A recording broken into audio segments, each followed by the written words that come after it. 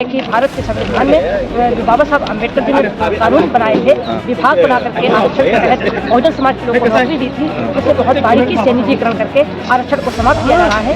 मैं बीजेपी में थी, मेरा हक है। बाबा साहब अम्बेडकर जी ने हमें आरक्षण के तहत चुनाव लड़ने का अधिकार दिया और बाबा साहब की सोच थी कि जिस दिन हमारे लोग आरक्षण के तहत लोकसभा में पहुंचेंगे तो बहुजन समाज की आवाज को उठाएंगे। मैं बाबा साहब के अनुयायी हूँ, संविधान के तहत मैं सांसद रही हूँ, इसलिए मेरा जिम्मेदारी बनती थी कि मैं लोकसभा में भी सदन में उठाया और जब मेरी बातों को अनसुनी की तो मैंने सांसद पद भी छोड़ दिया था और बीजेपी छोड़ करके सड़क पर मैं बहुजन समाज के लिए आंदोलन कर रहे हैं। हमें वोट का अधिकार जो मिला है बहुत मेहनत करके बाबा साहब अम्बेडकर जी ने दिया है। ये वोट की कीमत उतना समझिए जैसे अपनी माँ बहन बेटी की इज्जत होती है कि हम इज्जत के साथ सौदा नहीं करते।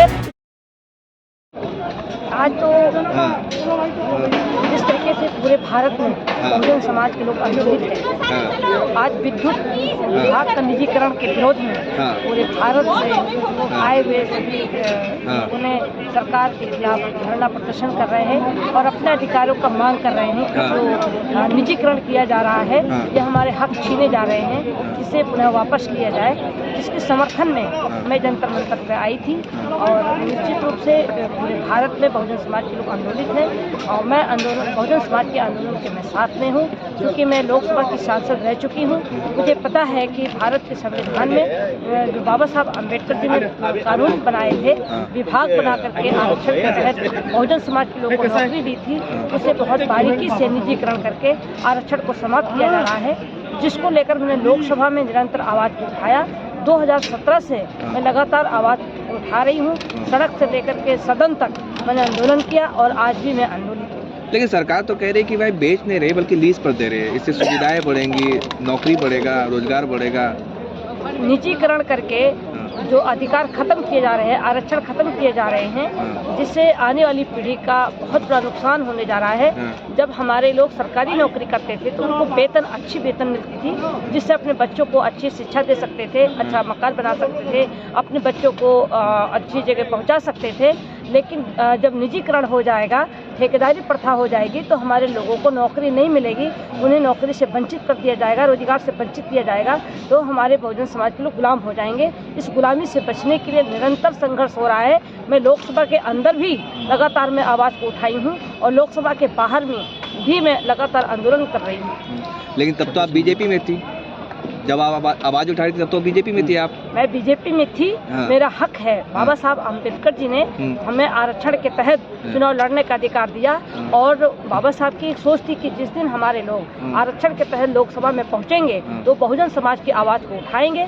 मैं बाबा साहब के अनुयायी हूँ, संविधान के तहत मैं सांसद रही हूँ, इसलिए मेरा जिम्मेदारी बनती थी कि मैं लोकसभा में भी सदन में उठाया और जब मेरी बातों को अनसुनी की तो मैंने सांसद पद भी छोड़ दिया था और बीजेपी छोड़ करके सड़क पर मैं बहुजन समाज के लिए आंदोलन कर रही थी। लेकिन मोदी जी खुद कहते हैं कि भाई मैं तो ओबीसी हूँ।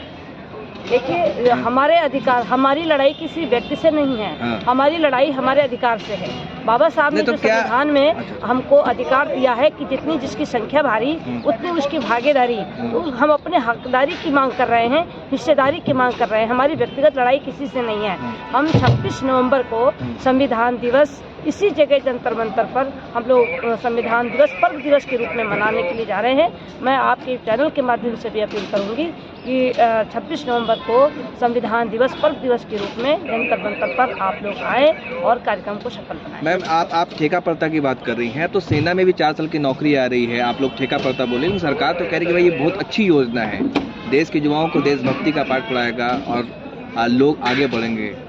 पहले तो हमारे आने वाली पीढ़ी अपनी पढ़ाई की तैयारी की, वो चाहे किसी जाति के हो, किसी धर्म के हो, किसी संप्रदाय के हों, उनको जहाँ तक पहले जो नौकरी हुआ करती थी, चाहे वो किसी भी विभाग से संबंधित हो, चाहे वो सीमा से संबंधित हो, तो उनको 60 साल तक उनकी जब तक उम्र नहीं होती थी तब तक वो नौकरी पे थे। अब वो 4 साल की नौकरी दे करके और फिर हमारे लोगों को कहाँ ले जाना चाहते हैं। 4 साल के बाद वो युवा क्या करेंगे जिनका भविष्य न इधर का होगा न उधर का होगा।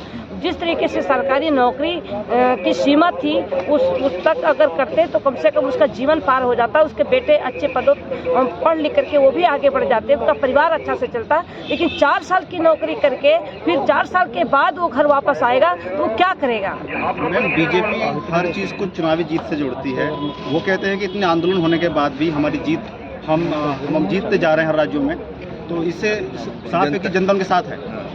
देखिए, बहुजन समाज के लोग आज चिंतित है कि हम अपने अधिकारों के प्रति लड़ाई लड़ें। आज जो भी आंदोलन हो रहा है वो समाज को जगाने का आंदोलन हो रहा है। मैं तो देखती हूँ कि जब चुनाव आता है तो चुनाव के मौके पर कहीं चावल बांटा जा रहा है, दाल बांटा जा रहा है, नमक बांटा जा रहा है, तेल बांटा जा रहा है। ये तो केवल चुनाव भर क्यों, चुनाव के बाद क्यों नहीं दिया जाता? आखिर चुनाव में जब चुनाव आता है तो गरीबों को लालच दे करके टुकड़ा फेंक करके और उनका वोट ले लिया जाता है। लोग समझ नहीं पाते, उनको लगता है जो गरीब है, कमज़ोर है, लाचार है, बेसहारा है, बेरोजगार है, जिनके पास कोई रोजगार नहीं है, वो पेट के लिए परेशान है। और जब चुनाव आता है तो सरकार तो उनके साथ मजाक करती है। मैं तो कहती हूँ कि वो रोजगार अगर हर व्यक्ति को मिल जाए, कोई भी जाति के हों, कोई भी धर्म के हों, कोई भी संप्रदाय के हों, चाहे वो महिला हो पुरुष है, सबको अगर रोजगार मिल जाए तो लोग यहाँ पर अपने मांग करने के लिए इतना दूर से नहीं आएंगे।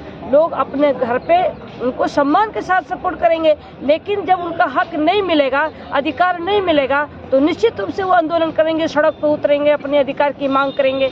और जहाँ पर बात आई कि चुनाव वो जीत जाते हैं, चुनाव कैसे जीतते हैं ये आप लोग भी, मीडिया के लोग बेहतर भी समझ रहे हैं कि जब चुनाव आता है तो किसानों के खाते में कुछ पैसे डाल दिए जाते हैं, गरीबों के खाते में कुछ पैसे डाल दे देते हैं। लोग समझ नहीं पाते हैं, वोट करते हैं, बाद में वो बहुत पछताते हैं। अब वो समय आ गया है, जनता जरूर सोच रही है, विचार करेगी कि अपने अधिकार के लिए हमें लड़ाई लड़ना है, तो हमें लालच में नहीं आना है। अब तो माननीय कांशीराम साहब का एक नारा था कि अगर नोट देते हैं तो नोट ले लो, लेकिन वोट न दो। जिससे उनको सबक सिखा दो कि हम बिकाऊ नहीं हैं, हमें वोट का अधिकार जो मिला है बहुत मेहनत करके बाबा साहब अम्बेडकर जी ने दिया है। ये वोट की कीमत उतना समझिए जिससे अपनी माँ बहन बेटी की इज्जत होती है, कि हम इज्जत के साथ सौदा नहीं करते, इस तरीके से अपने वोट के साथ हम सौदा नहीं करेंगे, बल्कि हम वोट उसी को देंगे जो हमारे देश के लिए, संविधान के लिए, अधिकार के लिए, हिंसा के लिए, सुरक्षा के लिए, भागीदारी की जो बात करेगा, हम वोट उसको देंगे। वोट हमारा बहुत कीमती है। वोट से ही पंच से लेकर प्रधानमंत्री की कुर्सी, राष्ट्रपति की कुर्सी तक पहुंचते हैं। इसलिए वोट से सौदा हमारा बहुजन समाज नहीं करेगा। अब हमारा वो समाज समझ चुका है कि हम अपने वोट को हमें बेचना नहीं चाहिए।